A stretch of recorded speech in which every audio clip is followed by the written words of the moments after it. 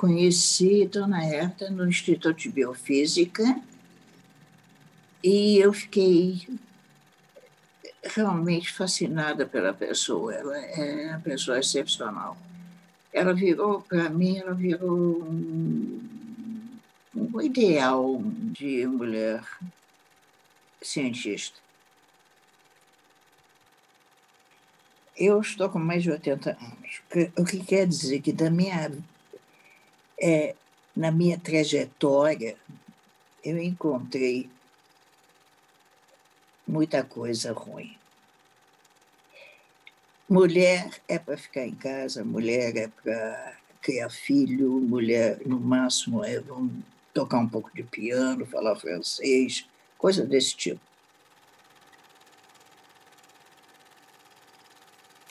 No meu curso de medicina, na minha turma, as mulheres eram 10%. E Dona Herta passou por muita coisa muito pior do que eu.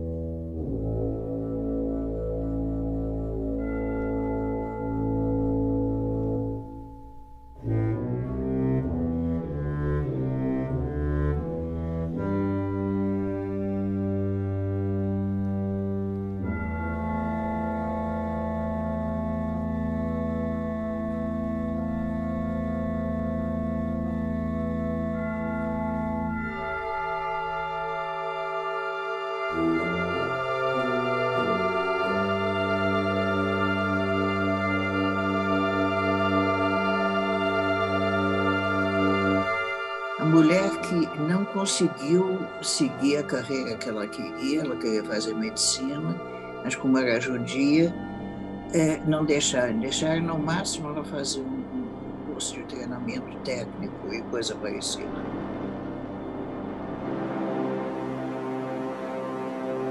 Depois ela fugiu, a família dela veio para cá e ela foi para a Itália.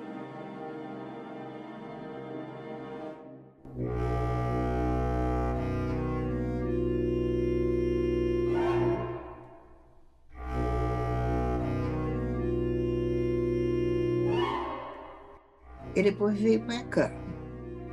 Ela, como técnica, era extremamente boa e ela foi parar em Manguinhos. Então, ela para mim, não sei, era uma espécie de modelo. Como é que se pode ser mulher cientista?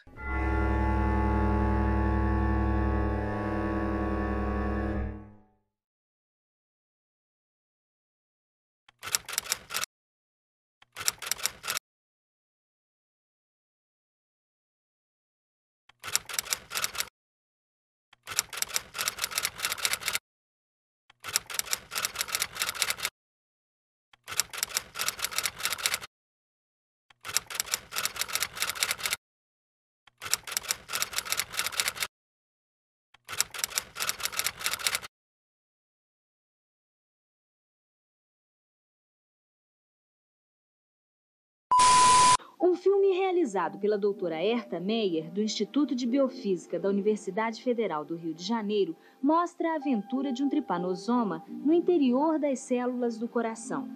O ciclo todo em uma célula dura 4 ou 5 dias. Quer dizer que a cada 5 dias se rompe uma célula? É completado um ciclo. E de um tripanossoma a gente teria quantos outros? 120 ou mais, dependendo do tamanho da célula.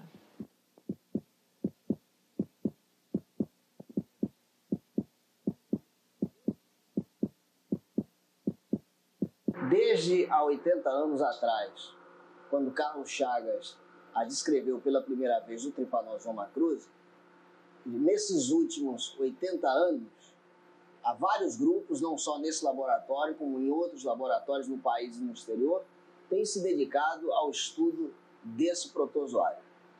Procurando entender melhor como ele é organizado, quais as estruturas que fazem parte desse protozoário e principalmente o mecanismo que ele utiliza para poder penetrar no interior de células do hospedeiro vertebrado.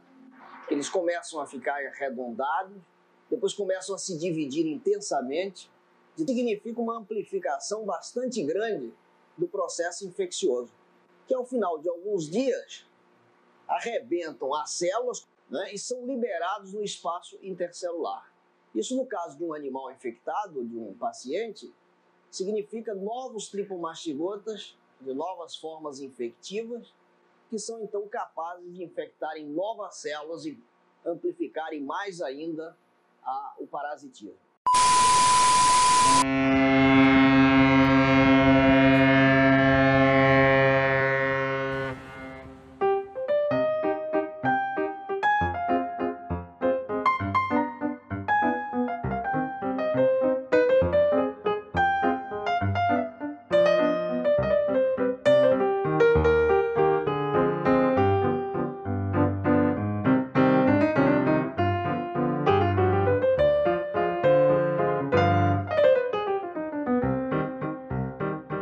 Quando ela veio para o Brasil, então ela ajudou a implantação da produção da vacina para a febre amarela na Fiocruz. Naquela época era manguinho, Instituto Oswaldo II, porque aquilo tudo é feito em embriões de galinha. E ela ajudou muito na febre amarela. E lá quem tinha levado ela era o Evandro Chagas, Carlos Chagas Filho. Quando ele faleceu, todo aquele pessoal que era mais ligado a ele ficou mais desamparado dentro do IOC. E o Chagas sabia disso, levou ela para a Praia Vermelha. Aí conseguiu lá uma vaga de técnico especializado, porque ela não tinha uma graduação formal. Era uma técnica, só que uma técnica que já era diferenciada, porque tem artigos dela com o pessoal da Alemanha na Navy.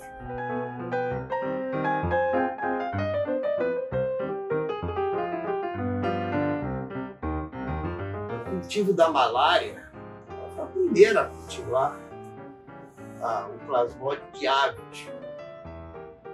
E manteve todo o ciclo, fez um filme belíssimo na época sobre todo o ciclo. E ninguém conseguia cultivar o plasmódio humano. Aí o professor Trenger, que era o grande líder da biologia celular e parasitologia na Rockefeller, Nova York, veio ao Rio de Janeiro aprender a fazer esse cultivo. E voltou para lá. Ele publicou o cultivo do plasmódio falcíparo, fazendo uma manutenção de eritrócitos. E foi um trabalho importantíssimo, com a repercussão internacional. As culturas de neurônio dela, de gânglios, espinhais, eram culturas fantásticas, puras. Ela começou a ver divisão de neurônio. Foi uma das primeiras pessoas a observar isso, neurônios com 2 núcleos. Foi aí que a Rita Lego, com o se interessou muito por essas coisas de neurônio. Ela veio ao Rio de Janeiro, ficou aqui alguns meses e fizeram o trabalho que deu origem ao fator de crescimento. Tanto que quando ela recebeu o prêmio Nobel, se você lê o texto dela, ela reconhece isso. E na época chamou até a dona Herta para ir mas ela acho que não pôde ir na época, a Estocolmo para o recebimento do prêmio.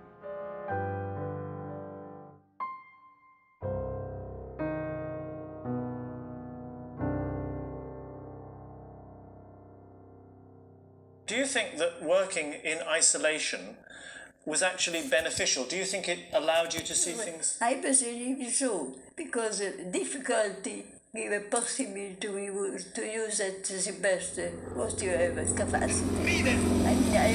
Werden immer bereit sein, für den Frieden zu arbeiten, einen wirklichen Aufbruch, das Frieden, das wir sagen, dieses Zusammenleben eingesetzt haben, das ist aufwendig.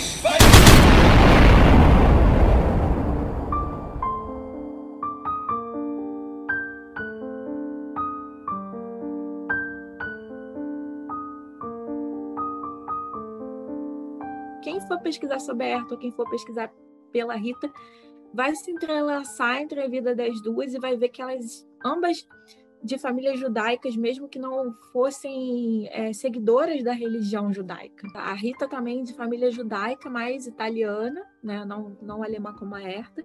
Ambas eram cientistas e estavam tendo dificuldades para fazer suas pesquisas por conta do contexto político da época. As duas se encontram nessa universidade lá em Turim, na Itália, e dali começa uma amizade que dá frutos para as pesquisas juntos.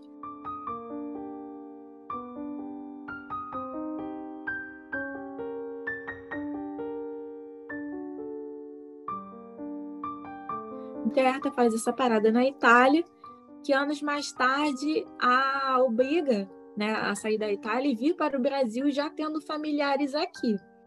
Daí os anos passam. Então, ela já sendo uma pesquisadora do Instituto de Biofísica, o professor Carlos Chagas Filho vai ter um pouco de trabalho para continuar mantendo ela nos quadros do Instituto.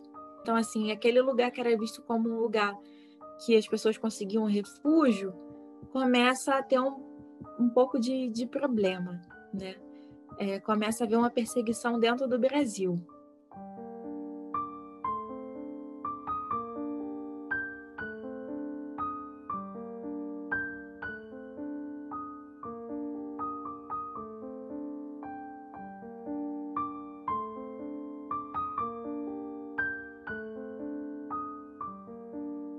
E foi um momento que ele começou a ter que amenizar, né, para não extraditarem ela, como estavam extraditando diversos estrangeiros. Então, a própria Olga, que é talvez a figura mais conhecida, né, desse movimento que Vargas faz no Brasil, que conversa com essa política fascista e nazista, ele teve que fazer o impossível para não dispensá-la, né?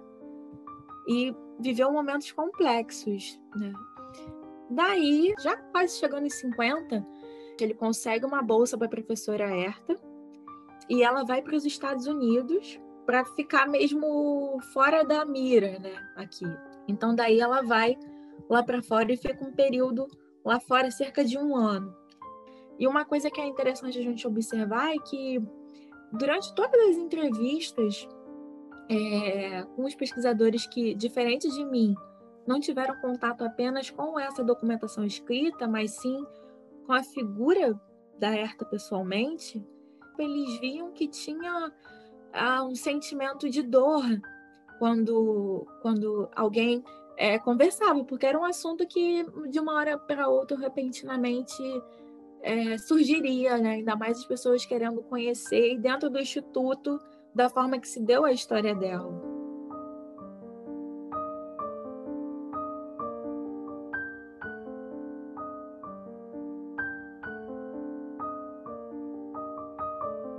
Eu a conheci nos corredores do Instituto de Biofísica, porque ela era uma figura que chamava muita atenção, porque ela tinha dificuldades para caminhar já. Isso quando eu entrei para o Instituto na década de 80, na verdade, 83, eu comecei o meu estágio de iniciação científica e o laboratório que eu fazia iniciação científica, o laboratório chefiado pela Dora Rosenthal, ficava no mesmo andar do laboratório de ultraestrutura celular, que hoje tem o nome Herta Meyer. E aí, muitas vezes, eu descia a escada com a dona Herta com muita dificuldade, né? Ela descia as escadas para o subsolo ali da biofísica e já usava uma bengala, então ela chamava atenção por isso, pela dificuldade de locomoção e pelo fato de estar sempre muito cedo no Instituto. E eu, na verdade, não sabia muitos detalhes sobre a dona Herta, né? Eu sabia que ela era uma pesquisadora que trabalhava no laboratório de ultraestrutura celular. Um conhecimento sobre métodos de estudo das células incrível, né? Talvez pela história de vida, era muito séria, muito comprometida. É como se o laboratório fosse a vida, né, da dona Herta, e eu não consigo imaginá-la fora daquele ambiente, né? A gente não conseguia ver além disso.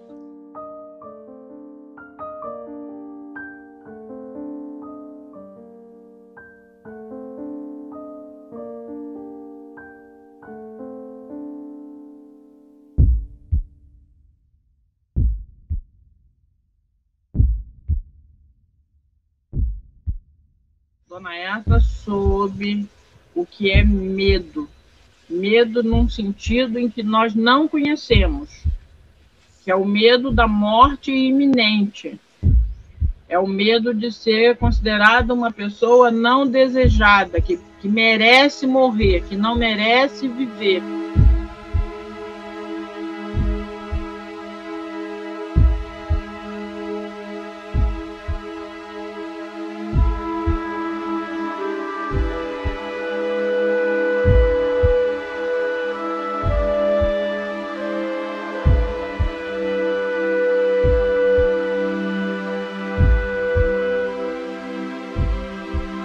Aí ela me disse que ela vivia num estado de angústia tão grande, no período todo de guerra e o Holocausto, e as notícias de que estavam queimando os judeus em fornos.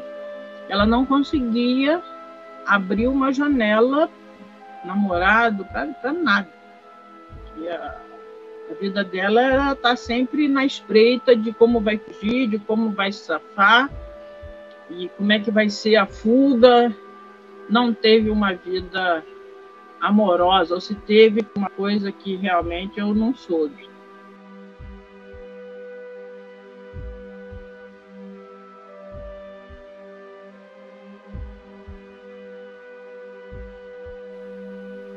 Ela tirava todo ano, ela tirava 3 semanas de férias. E ela ia para a Suíça, na parte que falava alemão. E perguntado por que não vai para a Alemanha, que também tem ali tantas montanhas, é tão linda a Alemanha. Ela falou, nunca mais Alemanha. Alemanha não. Ela ficou muito marcada, né, com a perseguição nazista. Então ela ia para a Suíça, ia para um chalé, um hotel bem nos Alpes, e ficava ali. Ela disse que as férias dela era ficar numa cadeira admirando a natureza, a neve, lia muito, levava um monte de livros e matava as saudades de falar o alemão. Então era o momento, as férias dela eram uma vez por ano, ela ia para esse mesmo chalé, levava os livros e trazia chocolates de presente para gente, os chocolates suíços. E eu, particularmente, a única pessoa que ela deixava entrar na sala dela para conversar sobre as novidades das crianças e acompanhar cada dia das crianças e as fotos e as gracinhas. A gente não falava de ciência. A gente falava dos filhos, porque conforme eu fui tendo os filhos, ela despertou nela um sentido assim de avó, de mãe, e eu tinha que todo dia contar alguma gracinha dos meus filhos, por menor que fosse a gracinha, mas aquilo alimentava o dia dela. Para ela, eu acho que era o porquê dela ter alguma coisa para pensar no caminho, ou sonhar, era alguma gracinha do meu filho. Eu percebi isso rapidamente. Eu chegava, ela já me chamava. Então, é isso. Foi uma relação muito humana. Eu acho que com o Vanderlei, ele era o filho científico dela, né? Ciência, os dois, unha e carne, porque o Vanderlei saiu de casa muito cedo, de 14 anos, e eu acho que eles se reconheceram, né? Ele muito sozinho no Rio, que veio da Bahia, muito isolado, muito só, né? E ela também. Ela sem ter filhos, sem ter amor. Então, os dois criaram um vínculo muito forte. E quando eu entrei no circuito, eu fui muito bem recebida por ela. Sabe? Muito, muito, muito amada por ela, mas da maneira dela. Né? Ela, por exemplo, não gostava que chamassem ela de doutora. Quando alguém chegava perto, ela falava, doutora Herta. Ela falava, eu não sou doutora. Não me chame de doutora. Eu não fiz doutorado. E eu me lembro também uma vez que ela convidou para um almoço na casa do sobrinho. como ela morava numa casa, num apartamento de quarto e sala, foi o almoço na casa desse sobrinho, né? Lá ela ficou muito feliz de ver a gente na mesa com o sobrinho, o filho do sobrinho, ela, né? E ela tinha um irmão, e esse irmão era um amor de pessoa, era um amorzinho, e ele estava nesse almoço. Só que o irmão começou a ficar com demência, Alzheimer. Então, ele entrou em demência completa. Ela tinha muito medo de também ficar assim, mas não ficou, não. Ela tinha uma memória melhor do que qualquer jovem. Então, mesmo muito velhinha, ela ia ao laboratório. E como ela começou a ter problemas de saúde, e ter algumas internações, numa das vezes nós levamos ela de volta para o apartamento. Eu vi a casa, o apartamento dela. Tudo arrumadinho, tudo bonitinho, mas muito pequenininho, feito uma casinha de boneca, né? Ela falou, não, a mulher do porteiro é que arruma. Ela confiava muito na mulher do porteiro.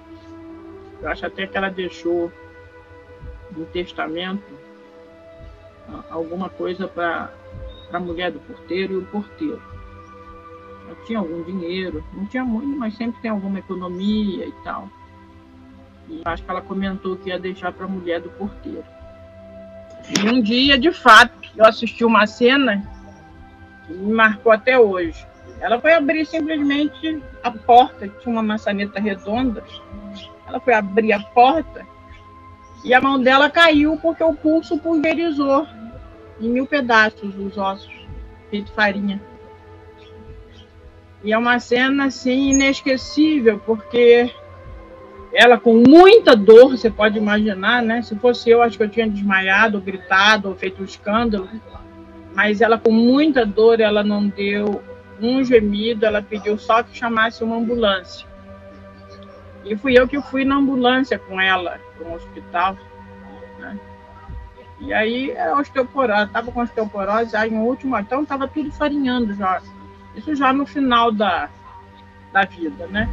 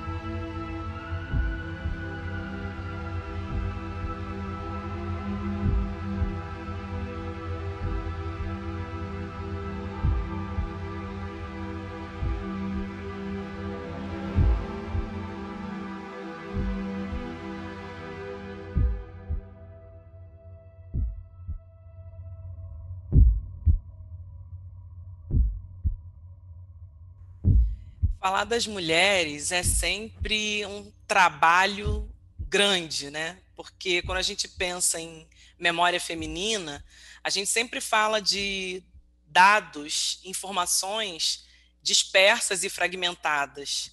A história, as grandes narrativas históricas não nos contemplam, né? As grandes narrativas históricas nos silenciaram, nos negligenciaram, nos secundarizaram.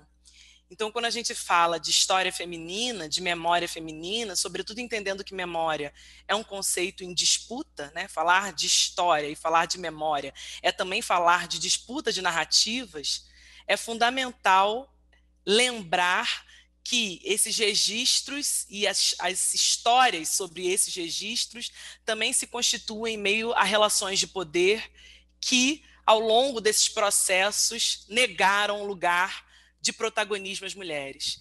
Então, falar da história feminina, falar da memória feminina, é automaticamente pensar em criar estratégias de visibilidade para que a gente possa ir costurando, né, como um cozimento de pequenos pedacinhos de história fragmentados. É um trabalho quase que de detetive. É muito difícil e é raro encontrar um arquivo de mulher que tem ali toda a sua trajetória tão bem contada quando a gente compara com o arquivo masculino, por exemplo. E a gente consegue ter muito pouca memória e lembrança da feição da Herta, né? E é assim com tantas outras mulheres, né? E aí a gente entende um pouco essa dificuldade das mulheres de se colocarem nos espaços públicos. Esses são espaços que historicamente nos foram negados. É violento. Esses projetos políticos de violência e silenciamento que recaem sobre corpos negros, femininos, indígenas, LGBTQI+, eles, de certa forma, eles são absorvidos, né, por nós, são introjetados em nós. Como é importante que esses registros sejam recuperados, ainda que a posteriori, ainda que fragmentados, porque quanto mais o tempo passa, mais difícil é coletar esses documentos, esses registros, essas imagens sobre essas personagens. Então é fundamental fazer e fazer agora. É urgente. A história da perseguição pela sua condição de mulher e pela sua condição de mulher judia também é muito próxima com aquilo que os meus ancestrais vivenciaram na história do Brasil, né? Que é a história dos negros brasileiros, que vieram escravizados de África para cá e que também tiveram sua humanidade negada. Então a gente está falando de uma luta por direitos muito básicos, pelo direito de existir. E então eu acho que Herta, com a particularidade das violências vividas no nazismo, mas também pela sua condição de mulher, partilha com tantas outras de nós esse desejo de se fazer ouvir. Então, Herta é um símbolo, uma imagem da luta feminina, de um processo que é doloroso, mas também muito bonito e necessário, de humanização das nossas histórias. E falar dessa centelha de resistência é falar dela, é falar de mim, né? Ainda que com particularidades, mas é falar de mim também. Falar de Herta é falar da mulher acadêmica que eu me tornei. A gente se aproxima, né? Herta Meier sou eu.